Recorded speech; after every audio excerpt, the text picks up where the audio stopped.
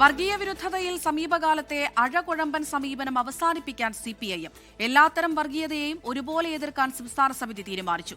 വെള്ളാപ്പള്ളി നടേശന്റെ വർഗീയ പരാമർശങ്ങളെ ശക്തമായി തള്ളിപ്പറയും. അക്കാര്യത്തിൽ വീഴ്ച സംഭവിച്ചത് തെരഞ്ഞെടുപ്പ് അവലോകന റിപ്പോർട്ടിൽ ഉൾപ്പെടുത്തി തിരുത്തൽ നടപടികൾ ചർച്ച ചെയ്യുന്നതിനായി ഓഗസ്റ്റിൽ വിപുലീകൃത സംസ്ഥാന സമിതി വിളിക്കാനും തീരുമാനിച്ചു. 24 ബിഗ് ബ്രേക്കിംഗ്.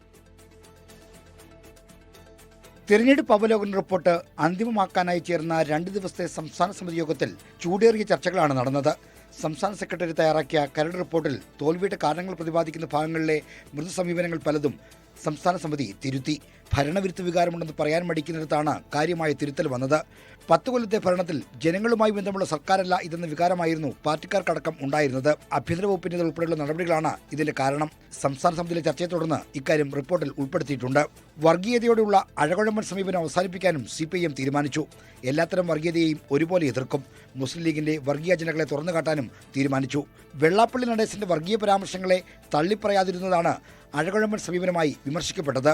ഈ സാഹചര്യത്തിൽ വെള്ളാപ്പള്ളിയെ തള്ളിപ്പറയുന്ന നിലപാട് സംസ്ഥാന സമിതി അംഗീകരിച്ച റിപ്പോർട്ടിൽ ഉൾപ്പെടുത്തി. തളിപ്പറമ്പിലും പയ്യന്നൂരിലും സ്ഥാനാർത്ഥി നിർണയം പാളിയുന്നതും റിപ്പോർട്ടിന്റെ ഭാഗമാക്കിയിട്ടുണ്ട്.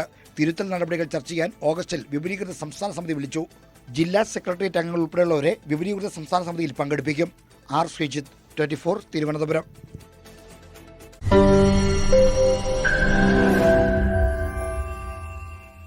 ലോകത്തെവിടെയായാലും ഏത് സമയത്തും 24 വാർത്തകളും ഓഗ്മെന്റഡ് റിയാലിറ്റി പാക്കേജുകളും എക്സ്പ്ലെയിനറുകളും വിശദമായി കാണാൻ ഞങ്ങളുടെ YouTube ചാനൽ നിങ്ങൾക്ക് സബ്സ്ക്രൈബ് ചെയ്യാം.